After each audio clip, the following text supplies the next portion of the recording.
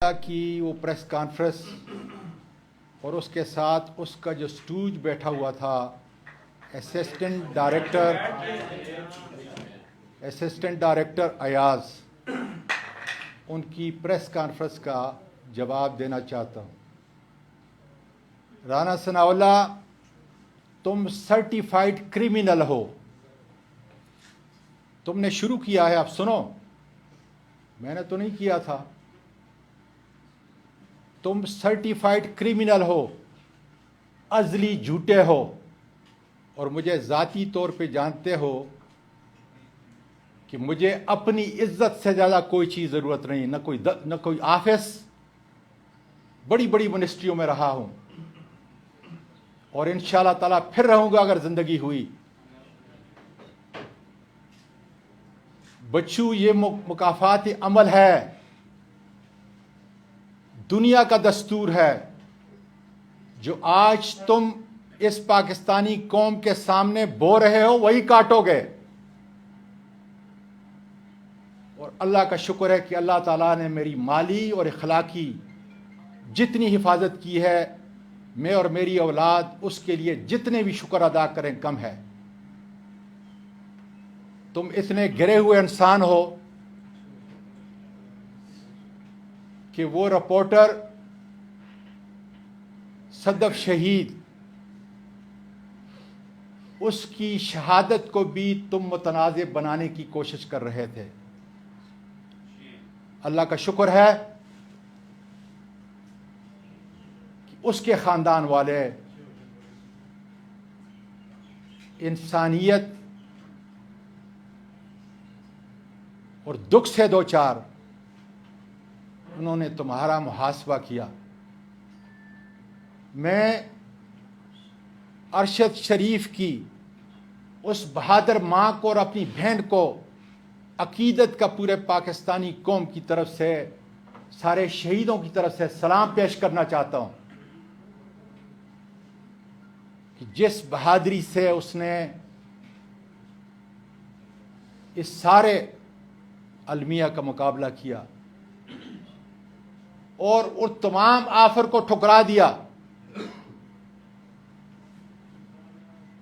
काश हमारे मुल्क की अदालतें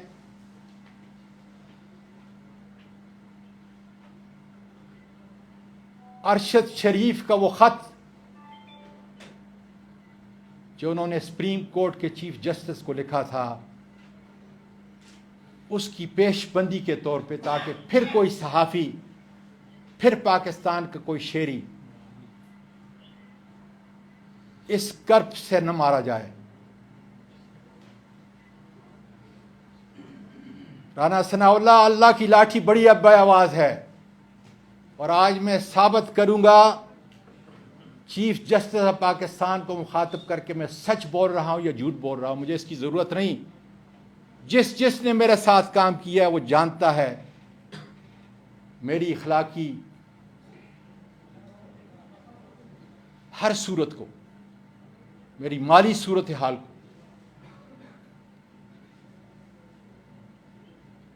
काश कि मेरे घर के अंदर प्रॉपर सर्च होता, मेरी कीमती चीज़ें जेब में लेके न जाते और उसका मुझे कोई फिक्र नहीं। इसलिए मैं मेटीरियल चीज़ से कोई तलक नहीं रखता कि क्या क्या चीज़ें लेके गए हैं, लेकिन कानून और कायदे के मुताबिक जो है वो सर्च नहीं। आईओ ने 2 दिन के बाद अपनी कस्टडी के अंदर जो है मुझसे दस्तखत करवाया और मैंने कहा कि तुम गलत कह रहे हो, इसलिए कि मैं कानून का तालिब इल्म हूँ। तो मैं गवाहों के सामने उसी वक्त सर्च के जो आइटम थे, जो सीजर के आइटम थे, उस पर साइन करना था। तुमने 2 गवाहों को पड़ोस से लेकर के वहाँ खड़ा करना चाहिए था ताकि वो कीमती चीज़ें मैंने चोरी करते, लेकिन उसकी कतन कोई परवाह नहीं, न मैं जिक्र करूँगा। इसलिए किसी ओहदे की परवाह नहीं। अल्लाह की कसम, अगर ये मेरी जान निकाल लेते तो शद्दत तो क्या, जान निकाल लेते, उसकी भी कोई परवाह नहीं थी।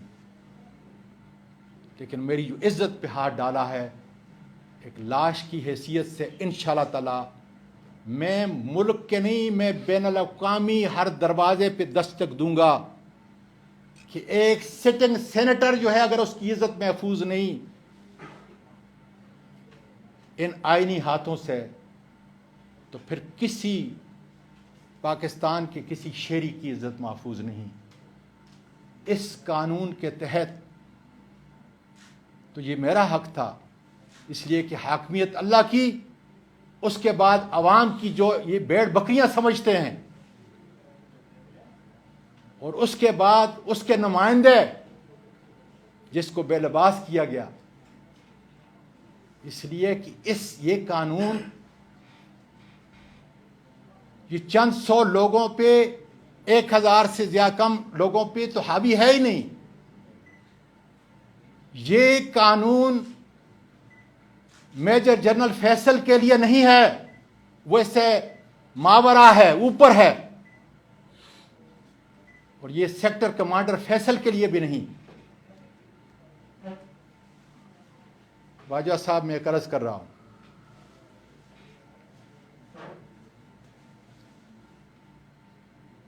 कि अगर आपकी एजेंसी को ये कह रही है कि ये वाकया गलत है,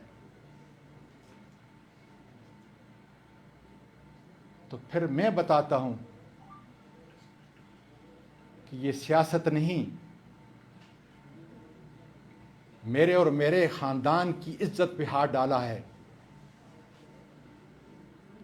असिस्टेंट डायरेक्टर अयाज को GHQ में बुलाएं, 5 मिनट में इंशाल्लाह ताला वो आपको बता देगा कि कौन कौन कौन इस गिनावने जुर्म के अंदर जो है मुलव्वस था। बड़ी बात नहीं होगी। GHQ में अभी आपके 27 दिन अभी बाकी हैं। खुदारा इसकी पासदारी मैं और आप करूं और उनको बुला लें। ये पाकिस्तान के एक शहरी की फरियाद है, ये पाकिस्तान के एक सिटिंग सेनेटर की फरियाद है कि assistant director Ayaz FIA cyber crime को उसको बुलाएं, क्योंकि मुझे जब घर से निकाल रहे थे और जब उन्होंने वो फांसी करने का वो कपड़ा मेरे मुंह के अंदर जो है अंदर नहीं डाला था, उस वक्त तक मैंने देखा था कि अयाज गाड़ी के अंदर ड्राइविंग कर रहा था। फिर कुछ देर के बाद मुझे मालूम नहीं किस रास्ते से गए हैं, जियो फेंसिंग कराएं, टेलीफोन सबके चेक कराएं, किसने किसके साथ बात की, कौन मेरी चीखों की आवाज़ों पे हंस रहा था। मुझे जब बेलबास किया गया, मारा गया, तशद्दुद किया गया, कौन कौन उस वीडियो को देख रहा था। कोई बड़ी बात नहीं, बड़ी बड़ी बड़ी बड़ी चीज़ें मेरे मुल्क की एजेंसियों ने, ये प्रीमियर एजेंसियों ने डिस्कवर की हैं। बड़े बड़े दहशतगर्दों को ठिकाने लगाया है। और अगर मैं ये झूठ बोलता हूं तो अल्लाह ताला मुझे इसकी सजा देगा। आओ मैं सच कह देता हूं कि बिस्मिल्लाहिर्रहमानिर्रहीम ला इलाहा इल्लल्लाह मुहम्मदुर रसूलुल्लाह।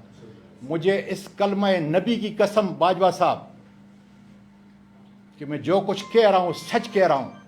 इन्होंने घर के अंदर भी मुझ पर तशद्दुद किया। इन्होंने जो ड्राइवर के साथ एक आगे और 2 पीछे और मुझे दरमियान में मेरे सर को डांपा, सारे रास्ते पे मुझे मारते रहे, मेरी चीखों की आवाजें रिकॉर्ड करते रहे, वीडियो बनाते रहे। फिर रास्ते में किसी एक जगह पे जो है ना मालूम जगह पे जो है मुझे लेके गए, वहां पे मारा और जबरदस्ती जो है मेरे कपड़े उतारे। ये 74 साल का पाकिस्तान का शहरी एक फरियादी की हैसियत से सारी एजेंसियों से कह रहा है, ये आपकी बदनामी का जरिया मैं नहीं बन रहा, सियासत नहीं कर रहा, मैं अपने इंसानी हुकूक की पासदारी के लिए जंग लड़ रहा हूं। मैं एक जिंदा लाश हूं।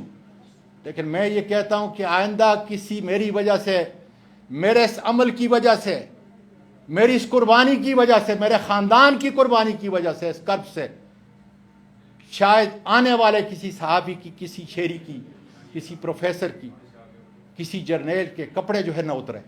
मैं इसलिए ये जंग लड़ रहा हूँ और इंशाअल्लाह ताला मैं अरशद शरीफ की तरह बाजवा साहब शहीद नहीं हुआ, मैं जिंदा हूं।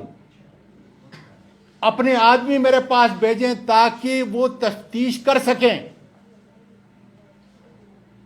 कि इतना घिनौना खेल पाकिस्तान के सेनेटर के साथ, सेनेटर के साथ किसने किया है। अब मैं आता हूं chief justice of Pakistan supreme court से गुजारिश करता हूं, मैं अपने और अपने ख़ानदान की तरफ से पाकिस्तान की सबसे बड़ी अदालत और पाकिस्तान के सबसे बड़े जज उसका शुक्रिया अदा करता हूं। उन्होंने ह्यूमन राइट की सेल के अंदर मेरा केस खोल दिया और मैंने जिस तरह कलमा पढ़ के कहा, इसलिए कि मैं कब्र के इतना नज़दीक हूं और अल्लाह ताला ने मुझे माली तौर पर इतना चीफ जस्टिस साहब मुझे दिया है कि जिसका कोई शुमार नहीं। और उसी परवरदिगार ने जिन यतीमों की कफालत मुझे दी है, मैं अपने उस परवरदिगार से अर्ज कर रहा हूं कि उस कफालत के बदले में अगर ये सच है तो फिर सारे पाकिस्तान के जज और वकला, पूरा पाकिस्तान की कौम मेरे साथ खड़ा हो जाए ताकि चीफ जस्टिस साहब फिर किसी पाकिस्तानी शेर के मावराए साइन के न उतरें।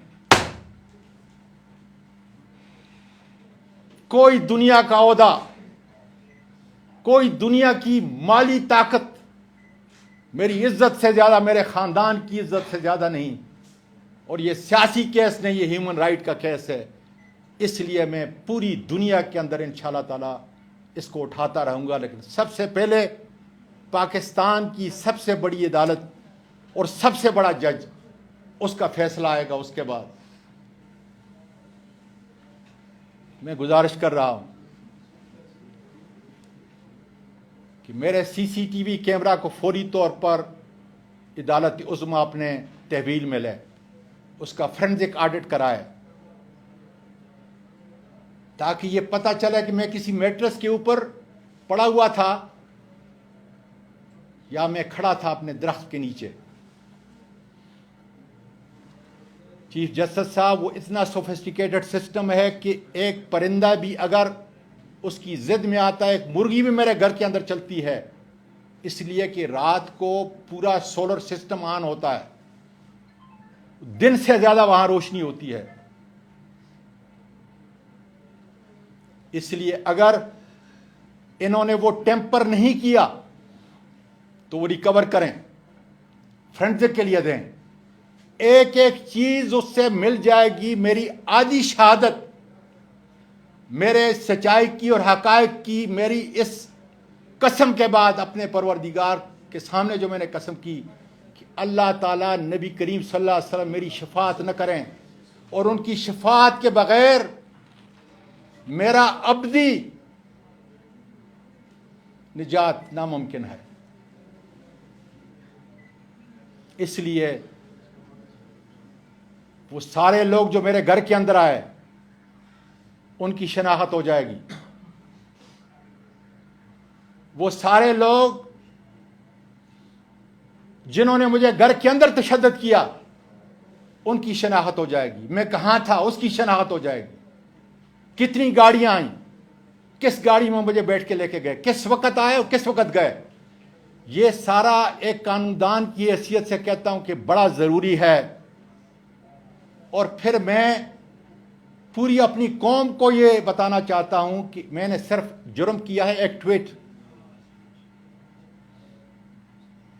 एक बड़े पावरफुल आदमी के मुतल्लिक। और मैं सेनेटर हूं, मैं सुप्रीम कमांडर ऑफ पाकिस्तान, जो आर्टिकल 243 के तहत सदर पाकिस्तान है, मैं उसके खिलाफ भी कह सकता हूं। और अगर ये जुर्म है तो अदालत ड्यू प्रोसेस के जरिए मुझे कैफर किरदार तक पहुंचा सकती है मुझे सजा दे सकती है, कोई और ताकतवर आईनियात इससे बालातर नहीं। इसलिए मेरी आधे केस की शहादत वो सीसीटीवी कैमरा, और फिर मैं आपके मीडिया के जरिए पूरी दुनिया को बताना चाहता हूं कि मुझे ये बताएं कि जिस मैजिस्ट्रेट से सर्च वारंट लिया है, ट्वीट से मुतल्लिक जो है, जो डिजिटल चीज़ें हैं वो रिकवर करने के लिए सीसीटीवी कैमरा की रिकॉर्डिंग और बैकअप भी मेरे लोगों को मार कर जाकर बताया, बैकअप किधर है, वो भी सारा निकाल के लेके गए हैं। ताकि क्या वजह, ताकि उनकी शनाख्त ना हो जाए और ये सारा जितना शहादतें हैं इसको हम टेम्पर करके ख़त्म कर दें। इसलिए ये ज़रूरी है कि पाकिस्तान के शेरी और सेनेटर के साथ इंसाफ हो सके। चीफ जस्टिस साहब डॉक्टर बाबर ऐवान जो मेरे वकील थे, मुझे जब अदालत में पेश किया गया, उन्होंने मेरे कपड़ों की हालत जो है बताई, मिट्टी से भरे हुए थे, फटे हुए थे। उसके ऊपर FIA ने कोड दिया था, मैंने लगाया था। ये सारी चीज जो है मजिस्ट्रेट साहब को बताई और बताया कि वो मेरे जख्म को देखें कितने हैं उस वक्त। मैंने तो US के अंदर जो है डॉक्टर जूरिस्प्रूडेंस के बाद और अटार्नी एट लॉ के बाद जो है प्रैक्टिस की है कि जुडिशल नोटिस होता है। मैं उनसे नहीं, मैं आपसे गुजारिश कर रहा हूं, अदालत आलिया के चीफ जस्टिस इस्लामाबाद से गुजारिश कर रहा हूं।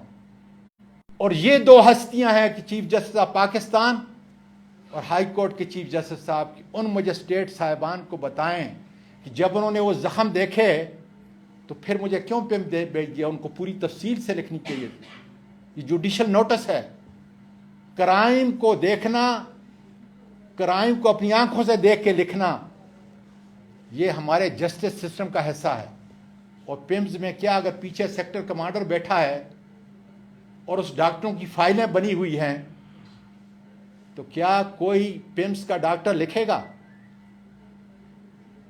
फिर मुझे मजिस्ट्रेट साहब ने बताया, और यहां तक कि डॉक्टर बाबर ऐवान साहब ने कुर्सी के ऊपर खड़ा होकर मेरी टांगें बताई मजिस्ट्रेट साहब को। क्यों नोटिस नहीं लिया गया? मैं तो कुछ नहीं कहता, मैं तो मजलूम हूं, लेकिन क्या ये सारे हकायक नहीं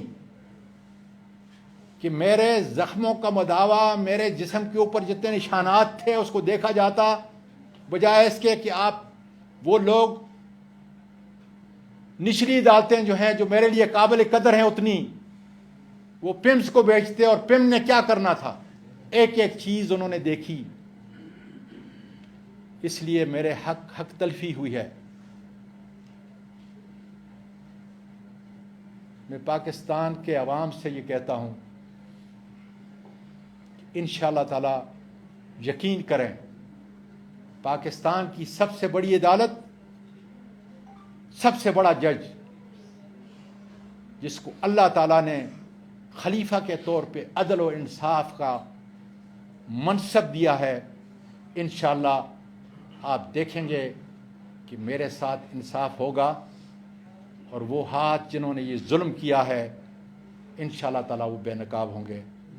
बहुत शुक्रिया। पाकिस्तान पाइंदाबाद। आजम साथी साहब, ये बता दें कि जो आपके साथ हुआ वो इंतहाई अंतोड़नाक है, रियासती इदारों को नहीं आना चाहिए, लेकिन ये बता दें कि मतलब उसका इन्फ्लुएंस नहीं होना चाहिए कि जब सीनेट के इंतखाबात हो रहे थे चेयरमैन के स्लॉट के लिए, तो बेटा बात सुन, बेटा मोबाइल पकड़ाए बेटा और कहा कि ये जो भी वोट बेटा बात सुने, ना मुझे बात सुने, बात इस वक्त सिर्फ इंसानी हुकूक की बात करें, सिर्फ इंसानी। ये अगर आपने आपको ये अगर किसी ने पैसे दे के आपको ये फीड किया है ना, तो इसका कोई और इंसानी सुने, मैं ये नहीं कहता, मैं ये कह रहा हूं कि इंसानी, इस वक्त इंसानी हुकूक की बात करें, इंसानी हुकूक की बात करें। इलेक्शन की जो बात होगी ना, मैं उसको इंशाल्लाह जवाब इंसानी साहब ये बताइएगा कि मरियम नवाज भी जब कैद थी और नैब में थी, उन्होंने भी इसी तरह का इजहार किया था कि उनकी कोई वीडियोस जो है इस तरह की, उस वक्त आपकी हुकूमत थी, मेरे बेटे इंसानी हकूक की खिलाफवर्जी में नहीं आता, उस वक्त आवाज पार्टी। मेरे बेटे जिसने भी हमारी हुकूमत थी या हमारे बाद थी या हमारे पहले थी, इंसानी हुकूक की जिसने भी खिलाफ वर्जी की है, they should be taken to task. Ji.